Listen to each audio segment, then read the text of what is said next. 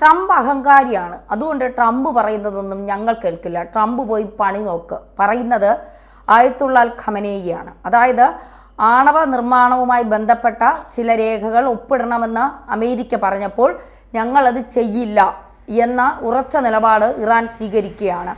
എങ്ങനെയായിരിക്കും ഇസ്രായേലിൻ്റെയും അമേരിക്കയുടെയും ഇതിനുള്ള ഒരു പ്രതികരണം? ഈ ആണവ കരാറിൻ്റെ നിയന്ത്രണവുമായി ബന്ധപ്പെട്ട് ചില ഒത്തുതീർപ്പിലേക്ക് എത്താനായിട്ട് അമേരിക്കയും ഇറാനും തമ്മിലുള്ള ചർച്ചകളൊക്കെ നടന്നു വരികയാണ്. അങ്ങനെയാണ് അമേരിക്ക പുതിയ ചില നിർദ്ദേശങ്ങൾ ഇറാന് മുന്നിലേക്ക് വന്നത്. ഇപ്പോൾ ആയത്തുള്ള അലി ഖമനേയി പരസ്യമായി പറഞ്ഞിരിക്കുന്നു, അമേരിക്കയുടെ നിർദ്ദേശങ്ങൾ ഞങ്ങൾ പാലിക്കില്ല. കാരണം ഞങ്ങളെ സംബന്ധിച്ചിടത്തോളം ഈ അണുവായുധ നിർമ്മാണത്തിന് വേണ്ടിയിട്ടല്ല യുറേനിയം സമ്പുഷ്ടീകരണം നടത്തുന്നത്. ഞങ്ങൾക്ക് ഊർജ്ജോൽപാദനത്തിന് ഉൾപ്പെടെയുള്ള കാര്യങ്ങൾക്ക് ഉപയോഗിക്കണം.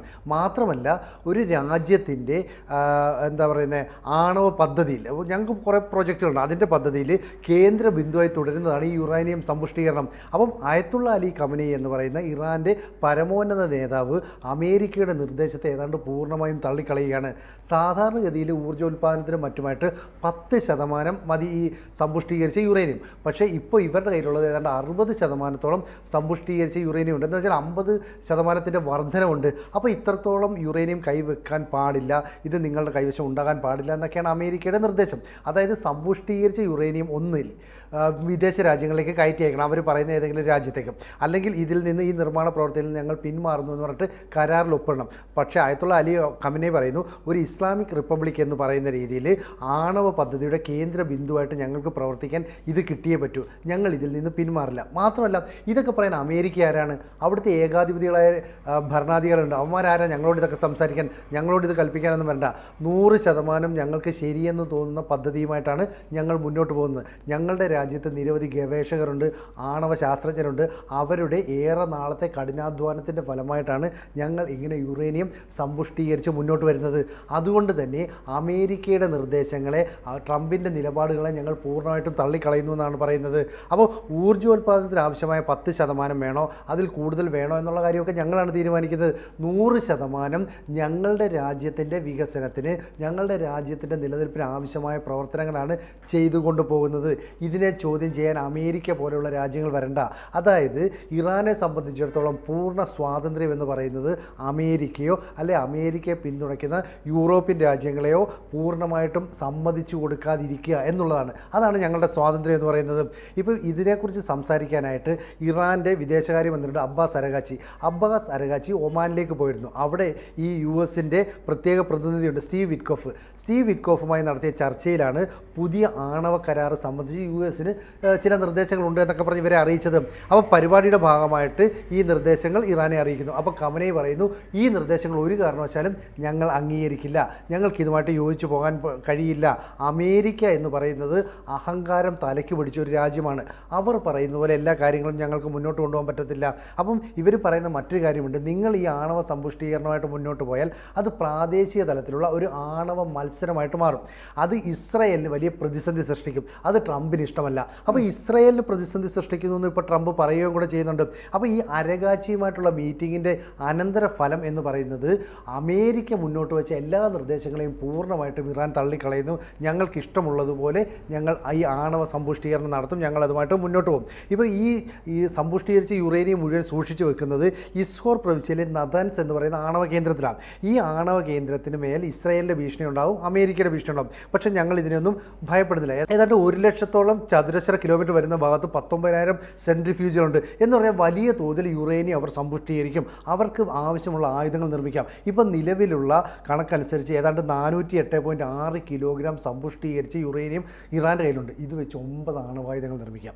അങ്ങനെയാണെങ്കിൽ ശരിക്കും അമേരിക്കയും അല്ലെങ്കിൽ ഇസ്രയേലും ഭയപ്പെടണം എന്ന് പറഞ്ഞാൽ എന്തെങ്കിലും തെറ്റു പറയാൻ നമുക്ക് പറ്റുമോ? ഇല്ല, പറ്റില്ല. കാരണം ഇറാനെ സംബന്ധിച്ചിടത്തോളം അമേരിക്ക പോലും പറയുന്നത് ഞങ്ങൾ കേൾക്കില്ല എന്നുള്ള ശക്തമായ നിലപാട് ഇറാൻ സ്വീകരിക്കുമ്പോൾ ഇനി ഇസ്രായേലും അമേരിക്കയും എന്താണ് തിരിച്ചു ചെയ്യാൻ പോകുന്നത് എന്നുള്ളൊരു ചോദ്യം അവിടെ ബാക്കി നിൽക്കുന്നു. പക്ഷേ ഇറാൻ എങ്ങനെയാണ് ഇത്ര ധൈര്യം കിട്ടിയത് പെട്ടെന്ന് എന്നുള്ളതാണ്. സാധാരണ അമേരിക്ക പറഞ്ഞാൽ അത് കേൾക്കേണ്ടതാണ്, കാരണം ലോകത്തെ വലിയ ശക്തികളിൽ ഒന്നാണ് അമേരിക്ക. അപ്പോൾ അമേരിക്ക പറഞ്ഞിട്ട് പോലും തങ്ങളത് കേൾക്കില്ല, തങ്ങളുടെ ഇഷ്ടത്തിന് തങ്ങളത് ചെയ്യും, അമേരിക്ക അഹങ്കാരികളാണ്, അഹങ്കാരികളുടെ വാക്കുകൾ ഞങ്ങൾ കേൾക്കണ്ട എന്ന് കൃത്യമായ നിലപാട് സ്വീകരിക്കുമ്പോൾ എനിക്ക് തോന്നുന്നു ആയത്തുള്ള അൽ ഖമേനിയുടെ സമയം അടുത്തിരിക്കുന്നു എന്നുള്ളതാണ്. പക്ഷേ ആയത്തുള്ള അലി ഖമനേയി ഭയങ്കര ബോൾഡായിട്ട് വരുന്നു. അയാൾ ടെലിവിഷൻ പ്രസംഗത്തിൽ ഇതൊക്കെ പറയുന്നു. ഇയാളുടെ പ്രസംഗം കേൾക്കാൻ വലിയ തോതിൽ അപ്പൊ മറ്റേ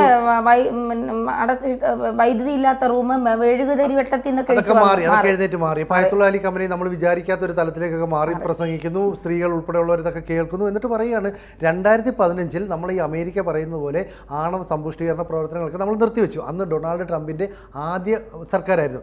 ആ സമയത്ത് ഇവരുമായിട്ട് പറഞ്ഞു ചില ചർച്ചകളൊക്കെ നടത്തിയിരുന്നു. പക്ഷേ പിന്നീട് കാലം കഴിഞ്ഞപ്പോഴേക്കും ജോ ബൈഡൻ വരുന്നു. ഇവർ വീണ്ടും ഈ സമ്പുഷ്ടീകരണമായിട്ട് മുന്നോട്ട് പോകുന്നു. അപ്പോൾ ഇറാൻ എന്ന് പറയുന്ന രാജ്യം ആണവായുധങ്ങൾ ഉണ്ടാക്കുന്നത് ലോകത്തിന് തന്നെ ഭീഷണിയാണെന്നാണ് പറയപ്പെടുന്നത്.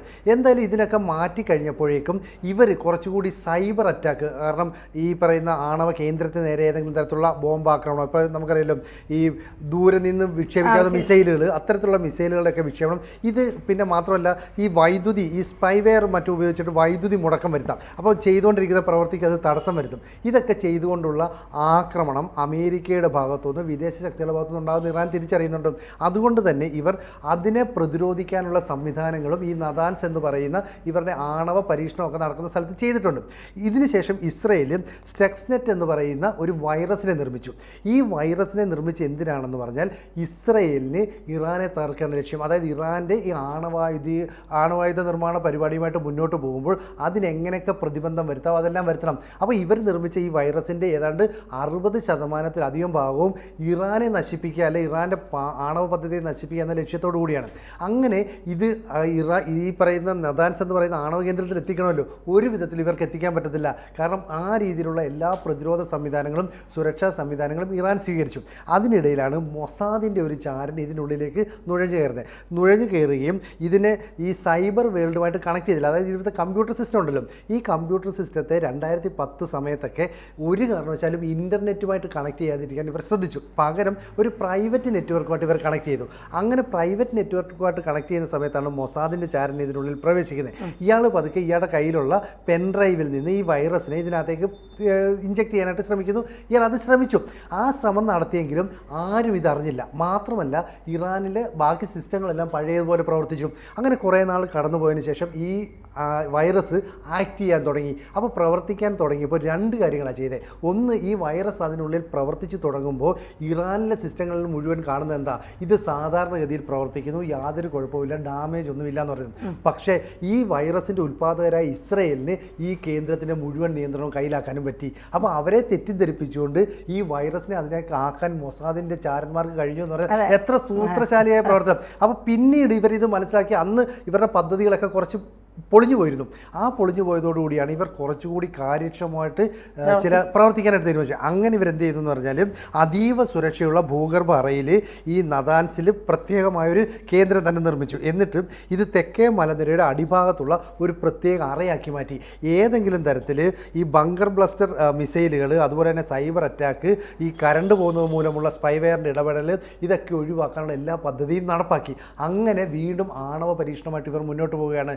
അതുകൊണ്ടാണ് പറയുന്നത് ഞങ്ങളുടെ രാജ്യത്തെ ആണവ ശാസ്ത്രജ്ഞന്മാർ, അതിൽ ഡോക്ടറേറ്റ് നേടിയവർ, അതിൽ ഗവേഷണം നടത്തുന്നവർ, ഇവരെല്ലാം കൂടെ ചേർന്ന് ഞങ്ങളുടെ രാജ്യത്തെ ഒരു വലിയ മികവിലേക്ക് നയിക്കുമ്പോൾ ഈ അമേരിക്ക പോലെയുള്ള രാജ്യങ്ങൾ എന്തിനാണ് ഞങ്ങളെ ചൊറിയാൻ വരുന്നത്? ആയത്തുള്ള അലി ഖമനേയി വീണ്ടും ട്രംപിനെ ചീത്ത വിളിക്കുകയാണ്. ആയത്തുള്ള അലി ഖമനേയിക്ക് എവിടുന്ന് ശക്തി കിട്ടി? തന്നെ തൊട്ട് മുമ്പ് പറഞ്ഞ പോലെ എവിടെ നിന്നോ ഒരു പിൻബലം അല്ലേ? അത് എവിടെ നിന്നായിരിക്കാം?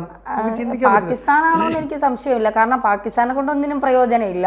ഇനി ചൈനയുടെ വല്ല അങ്ങനെ എന്തെങ്കിലും ഉണ്ടാവും? ചൈന സഹായിക്കാൻ വഴിയുണ്ടോ? അല്ല, അങ്ങനെ സംഭവിക്കാം. കാരണം അമേരിക്കയുടെ ശത്രു എന്ന നിലയിൽ ചൈന ഇറാനുമായിട്ട് അത്ര മോശമല്ലാത്ത ബന്ധമൊക്കെ ഉണ്ട്. ഇവിടെ എന്തായാലും ഇറാൻ 1 അല്ലെങ്കിൽ 2ലേക്ക് തിരിയാനുള്ള കാരണം അമേരിക്കയും ഇസ്രായേലും തമ്മിലുള്ള ബന്ധത്തിൽ കുറച്ച് വിള്ളലുണ്ട്. ഈ വിള്ളലിനെ മുതലെടുക്കാമെന്ന് വിചാരിച്ചിട്ടായിരിക്കാം ആയത്തുള്ള അലി ഖമനേയി ഈ നിലപാടെടുക്കുന്നത്. അതുകൊണ്ട് തന്നെയാണ് ഖമനേയുടെ അഭിപ്രായം തന്നെയാണ് എൻ്റേതെന്ന് അമേരിക്കയുമായുള്ള ചർച്ചയിൽ പങ്കെടുത്ത ഇറാനിലെ വിദേശകാര്യമന്ത്രി അബ്ബാസ് അരഗാച്ചി വ്യക്തമാക്കുകയും ചെയ്തു. അപ്പോൾ അബ്ബാസ് അരഗാച്ചി ഈ വ്യവസ്ഥ ഈ കാര്യങ്ങളൊക്കെ മനസ്സിലാക്കിക്കൊണ്ട് എക്സിൽ കുറിക്കുകയും ചെയ്തു. ഞങ്ങൾക്ക് അമേരിക്കയുടെ നിലപാടുകളെ ഉൾക്കൊള്ളാൻ പറ്റില്ല. നിങ്ങൾ പറയുന്ന ഈ ചർച്ച, ആണവ കരാർ ഞങ്ങൾ ഒപ്പിടില്ല. ഇത് ഞങ്ങളുടെ രാജ്യത്തിൻ്റെ വികസനത്തിന് വേണ്ടി, ഞങ്ങളുടെ രാജ്യത്തിൻ്റെ വളർച്ചയ്ക്ക് വേണ്ടി ഉപയോഗപ്പെടുത്താനായിട്ട് ഞങ്ങൾ വിചാരിക്കുന്നു, ഞങ്ങൾ ശ്രമിക്കുന്നു. അതുകൊണ്ട് തന്നെ സാങ്കേതികപരമായ നേട്ടങ്ങൾ ഞങ്ങളുടെ രാജ്യത്തിൻ്റെ വളർച്ചയ്ക്ക് പ്രയോജനപ്പെടും. അമേരിക്ക ഉൾപ്പെടെയുള്ള യൂറോപ്യൻ രാജ്യങ്ങൾ ഞങ്ങളെ തളർത്താനായിട്ട് ശ്രമിക്കുന്നു. അതുകൊണ്ട് തന്നെ ഈ ആഭ്യന്തര ആണവ സമ്പുഷ്ടീകരണത്തിൻ്റെ ഉള്ള കഴിവ് ഞങ്ങളുടെ രാജ്യത്തിൻ്റെ മികവ് ലോകത്തിന് മുന്നിൽ പ്രദർശിപ്പിക്കുന്നതാണ്. അതിൽ നിങ്ങൾ എന്തിനാണ് അസൂയപ്പെടുന്നത്? അപ്പം ആണവ കേന്ദ്രത്തെ ഇല്ലായ്മ ചെയ്യാനായിട്ട് ഇനി ഇസ്രായേൽ എന്ത് നിലപാട് സ്വീകരിക്കും? കാരണം നേരത്തെ അതാണ് ഇവിടുത്തെ പ്രശ്നം. കാരണം സൗദി രാജാവ് നേരത്തെ തന്നെ ഒരു ദൂതൻ വഴി കൃത്യമായിട്ട് ഇറാൻ ഒരു അറിയിപ്പ് കൊടുത്തു. അതായത് ട്രംപ് നിങ്ങളുമായിട്ടുള്ള ഒരു ചർച്ചയുണ്ടല്ലോ, ഈ ചർച്ചയിൽ ട്രംപ് വെക്കുന്ന ആ ഒരു കോംപ്രമൈസ് പേപ്പറിൽ നിങ്ങൾ ഒപ്പിട്ടില്ലെങ്കിൽ നിങ്ങളെ ഇസ്രായേൽ കയറി ആക്രമിക്കും. കാരണം അമേരിക്ക പോലും അറിയാതെ ഈ ആണവ നിരായുധീകരണ കരാറിൽ ഒപ്പിട്ടില്ല എന്ന് പറഞ്ഞിട്ട് ഇസ്രായേൽ ഇറാനെ ആക്രമിച്ചാൽ സ്വാഭാവികമായിട്ടും അമേരിക്കയെ ആക്രമിക്കാൻ വരും. അപ്പോൾ ഇസ്രായേൽ ഇവിടെ വന്നിട്ട് ഈ ഒരു ആണവ ആയുധ ആക്രമണം നടത്തുകയോ അല്ലെങ്കിൽ ഈ നദാൻസ് എന്ന് പറയുന്ന ആണവ സംഭരണ കേന്ദ്രങ്ങൾക്ക് നേരെ ഒരു അറ്റാക്ക് നടത്തുകയോ ചെയ്താൽ ഇറാന് പിടിച്ചു നിൽക്കാൻ കഴിയില്ല. പക്ഷേ അയത്തുള്ള അലി ഖമനേയി വളരെ വർദ്ധിത വീര്യത്തോടെ എതിർക്കാനായിട്ട് രംഗത്ത് വന്നിരിക്കുന്നുണ്ട്. അപ്പോൾ ഇതുകൊണ്ട് ഇസ്രായേലിൻ്റെ ടാങ്കറുകൾ, ഇസ്രായേലിൻ്റെ ഭാഗത്തു നിന്നുള്ള ആക്രമണം ഇതൊക്കെ വരും എന്ന് മുന്നിൽ കണ്ട് ഇറാൻ ഇപ്പോൾ അവരുടെ ഈ പറയുന്ന വ്യോമ പ്രതിരോധ സംവിധാനം തയ്യാറാക്കി വെച്ചിരിക്കുന്നു. അതുപോലെ തന്നെ ടാങ്കുകൾ, മിസൈലുകൾ ഇതൊക്കെ വിക്ഷേപണത്തിനായിട്ട് തയ്യാറാക്കി വെച്ചിരിക്കുന്നു.